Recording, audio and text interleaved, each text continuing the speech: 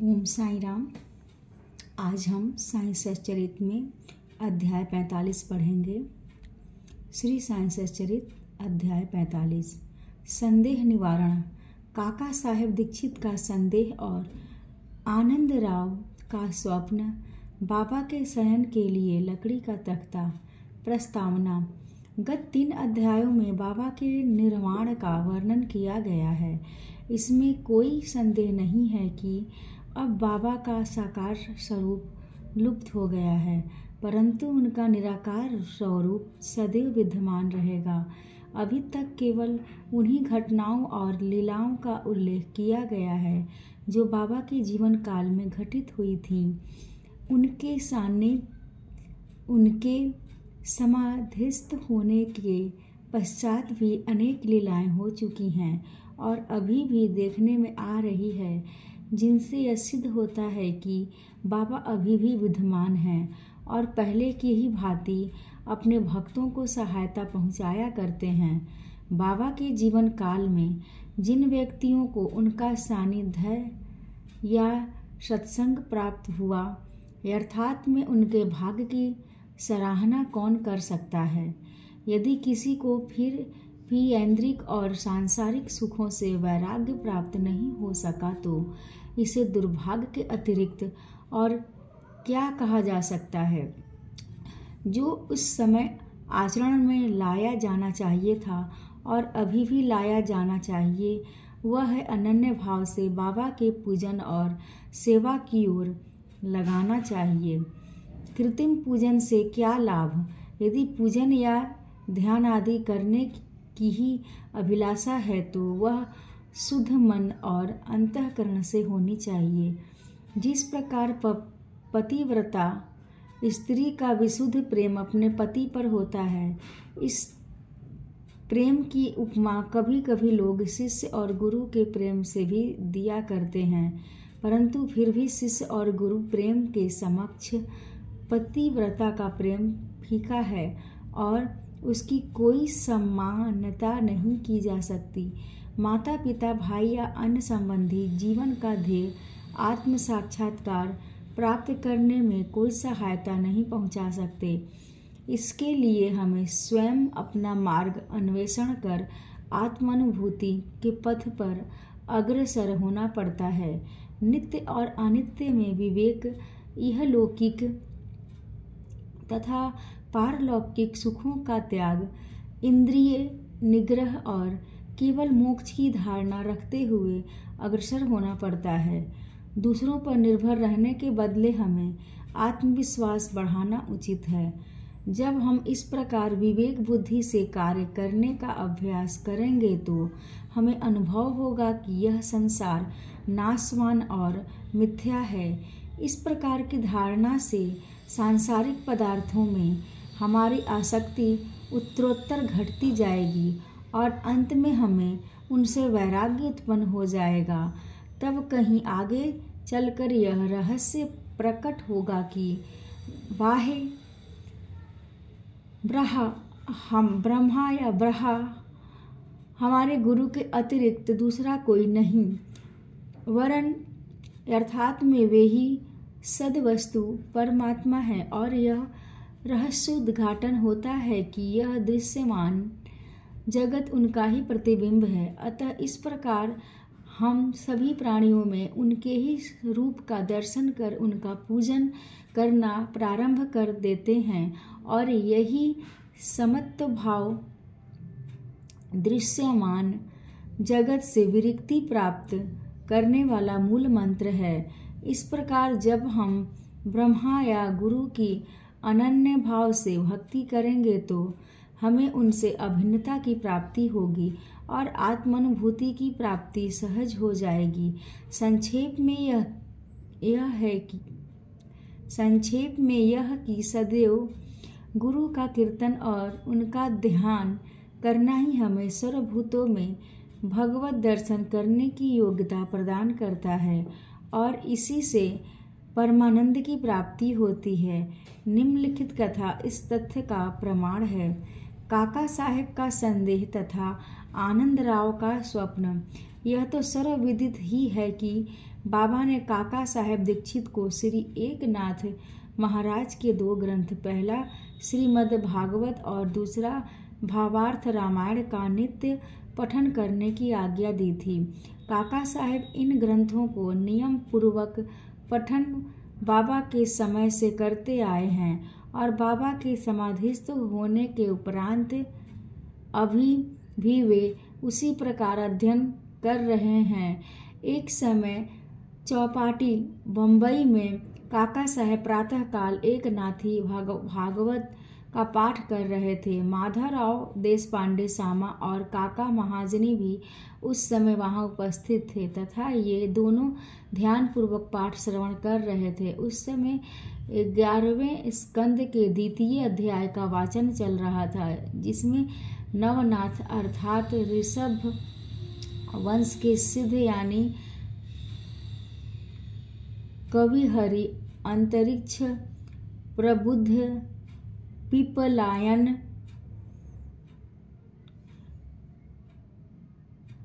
आविहोत्र, द्रुमिल, चमस और करभाजन का वर्णन है, जिन्होंने भागवत धर्म की महिमा राजा जनक को समझाई थी। राजा जनक ने इन 9 नाथों से बहुत महत्वपूर्ण प्रश्न पूछे और इन सभी ने उनकी शंकाओं का बड़ा संतोषजनक समाधान किया था।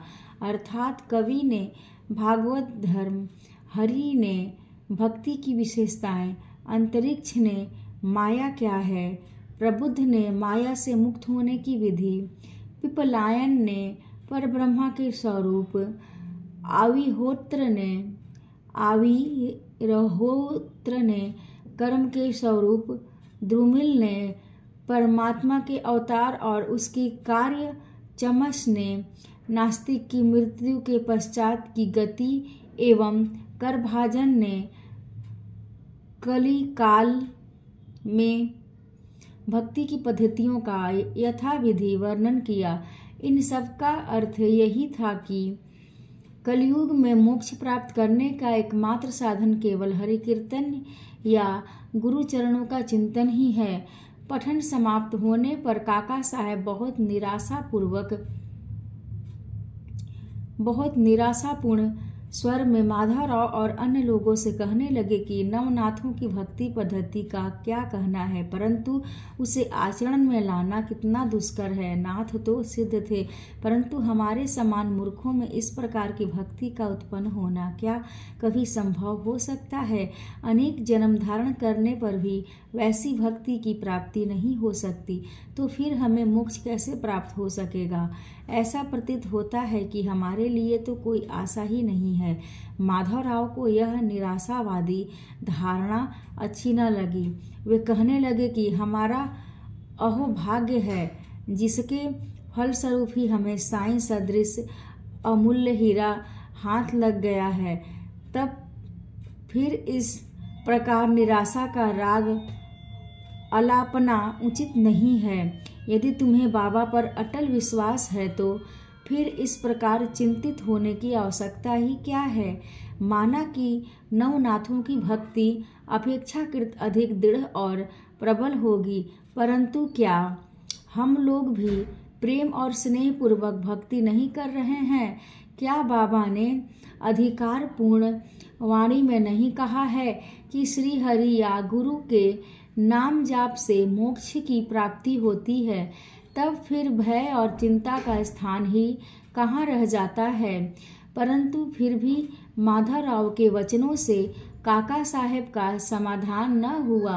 वे फिर भी दिन भर व्यग्र और चिंतित ही बने रहे।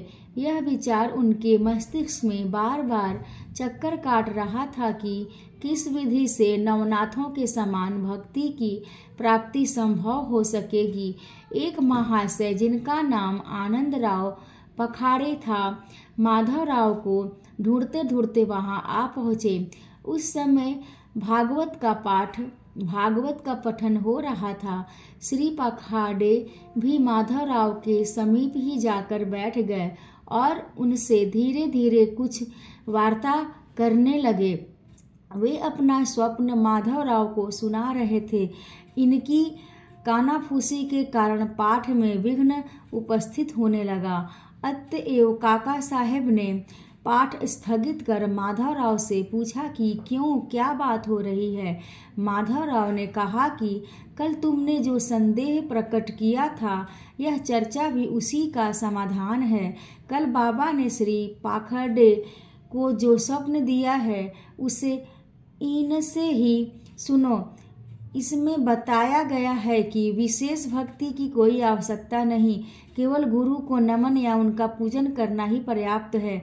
सभी को स्वप्न सुनने की तीव्र उत्कंठा थी और सबसे अधिक काका साहेब को। सभी के कहने पर श्री पाखंडे अपना स्वप्न सुनाने लगे, जो इस प्रकार है। मैंने देखा कि मैं एक अथाह सागर में खड़ा हुआ हूँ, पानी मेरी कमर तक है, और अचानक ही जब मैंने ऊपर देखा तो साईं बाबा के श्री दर्शन हुए।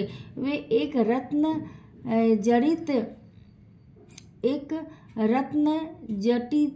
जड़ित सिंहासन पर विराजमान थे और उनके श्री चरण जल के भीतर थे। यह सुंदर दृश्य और बाबा का मनोहर स्वरूप देख मेरा चित्त बड़ा प्रसन्न हुआ। इस स्वप्न को भला कौन स्वप्न कह सकेगा।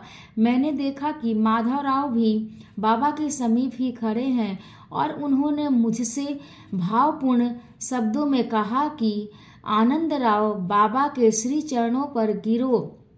मैंने उत्तर दिया कि मैं भी तो यही करना चाहता हूँ, परंतु उनके श्री चरण तो जल के भीतर है। अब बताओ कि मैं कैसे अपना शीश उनके चरणों पर रखूं? मैं तो निस्सहाय हूँ। इन शब्दों को सुनकर सामा ने बाबा से कहा कि अरे देवा, जल में से कृपा कर अपने चरण बाहर निकालिए ना। बाबा ने तुरंत चरण बाहर निकाले और मैं तुरंत उनसे लिपट गया। बाबा ने मुझे यह कहते हुए आशीर्वाद दिया कि अब तुम आनंद पूर्वक जाओ, घबराने या चिंता करने की कोई आवश्यकता नहीं, अब तुम्हारा कल्याण होगा। उन्होंने मुझसे यह भी कहा कि एक जरीके किनारों की धोती मेरे सामा को दे देना, इससे तुम्हें बहुत लाभ होगा। बाबा की आज्ञा को पूर्ण करने के लिए ही श्री पाखंडे धोती लाए और काका साहब से प्रार्थना की कि कृपा करके इसे माधवराव को दे दीजिए, परंतु माधवराव ने उसे लेना स्वीकार नहीं किया। उन्होंने कहा कि जब तक बाबा से मुझे कोई आदेश या अनुमति प्राप्त नहीं होती, ऐसा करने में असमर्थ हूँ। कुछ तर्क वितर्क के पश्चात काका ने दैवी आदेश सूचक पर्चियां निकालकर इस बात का निर्णय करने का विचार किया। काका साहब का यह नियम था कि जब उन्हें कोई संदेह हो जाता तो वे कागज की 2 पर्चियों पर स्वीकार अस्वीकार लिखकर उसमें से एक पर्ची निकालते और जो कुछ उत्तर प्राप्त होता था उसके अनुसार ही कार्य किया करते थे। इसका भी निपटारा करने के लिए उन्होंने उपयुक्त विधि के अनुसार ही 2 पर्चियां लिखकर बाबा के चित्र के समक्ष रखकर एक अबुध बालक को उसमें से एक पर्ची उठाने को कहा। बालक द्वारा उठाई गई पर्ची जब खोलकर देखी गई तो वह स्वीकार सूचक पर्ची ही निकली और तब माधवराव को धोती स्वीकार करनी पड़ी। इस प्रकार आनंदराव और माधवराव संतुष्ट हो गए और काका साहब का भी संदेह दूर हो गया। इससे हमें यह शिक्षा मिलती है कि हमें अन्य संतों के वचनों का उचित आदर करना चाहिए, परंतु साथ ही साथ यह भी परम आवश्यक है कि हमें अपनी माँ अर्थात गुरु पर पूर्ण विश्वास रख उनके आदेशों का अक्षरशः पालन करना चाहिए, क्योंकि अन्य लोगों की अपेक्षा हमारे कल्याण की उन्हें अधिक चिंता है। बाबा के निम्नलिखित वचनों को हृदय पटल पर अंकित कर लो। इस विश्वास में असंख्य संत हैं, परंतु अपना पिता गुरु ही सच्चा पिता सच्चा गुरु है। तो दूसरे चाहे कितनी ही मधुर वचन क्यों न कहते हों, परंतु अपना गुरु उपदेश कभी नहीं भूलना चाहिए। संक्षेप में सार यही है कि शुद्ध हृदय से अपने गुरु से प्रेम कर उनकी शरण जाओ और उन्हें श्रद्धापूर्वक साष्टांग नमस्कार करो। तभी तुम देखोगे कि तुम्हारे सम्मुख भवसागर का अस्तित्व वैसा ही है जैसा सूर्य के समक्ष अंधेरे का। बाबा के शयन के लिए लकड़ी का तख्ता। बाबा अपने जीवन के पूर्वार्ध में एक लकड़ी के तख्ते पर शयन किया करते थे। वह तख्ता 4 हाथ लंबा और 1 बित्ता चौड़ा था, जिसके चारों कोनों पर 4 मिट्टी के जलते दीपक रखे जाया करते थे। बाद में बाबा ने उसके टुकड़े टुकड़े कर डाले थे, जिसका वर्णन गत अध्याय 10 में हो चुका है। एक समय बाबा उस पटिये की महत्ता का वर्णन काका साहब को सुना रहे थे, जिसको सुनकर काका साहब ने बाबा से कहा कि यदि अभी भी आपको उससे विशेष स्नेह है तो मैं मस्जिद में एक दूसरी पटिया लटकाए देता हूँ, आप सुखपूर्वक उस पर शयन किया करें। तब बाबा कहने लगे कि अब महालसापति को नीचे छोड़कर मैं ऊपर नहीं सोना चाहता। काका साहब ने कहा कि यदि आज्ञा दें तो मैं एक और तख्ता महालसापति के लिए भी टांग दूं। बाबा बोले कि वे इस पर कैसे सो सकते हैं? क्या यह कोई सहज कार्य है? जो उस गुण से संपन्न हो वही ऐसा कर सकता है। जो खुले नेत्र रखकर निद्रा ले सके वही इसके योग्य है। जब मैं शयन करता हूँ तो बहुधा महालसापति को अपने बाजू में बैठाकर उनसे कहता हूँ कि मेरे हृदय पर अपना हाथ रखकर देखते रहो कि कहीं मेरा भगवद जाप बंद न हो जाए, और मुझे यदि थोड़ा सा भी निद्रित देखो तो तुरंत जागृत कर दो। परंतु उससे तो यह भी नहीं हो सकता। वह तो स्वयं ही झपकी लेने लगता है और निद्रा मग्न होकर अपना सिर डुलाने लगता है, और जब मुझे भगत का हाथ पत्थर सा भारी प्रतीत होने लगता है तो मैं जोर से पुकार उठता हूँ कि ओ भगत। तब कहीं वह घबरा कर नेत्र खोलता है, जो पृथ्वी पर ही अच्छी तरह बैठ और सो नहीं सकता तथा जिसका आसन सिद्ध नहीं है, और जो निद्रा का दास है, वह क्या तख्ते पर सो सकेगा। अन्य अनेक अवसरों पर वे भक्तों के स्नेहवश ऐसा कहा करते थे कि अपने साथ और उसके साथ। श्री सद्गुरु साईनाथार्पणमस्तु। शुभम भवतु। ओम साई राम।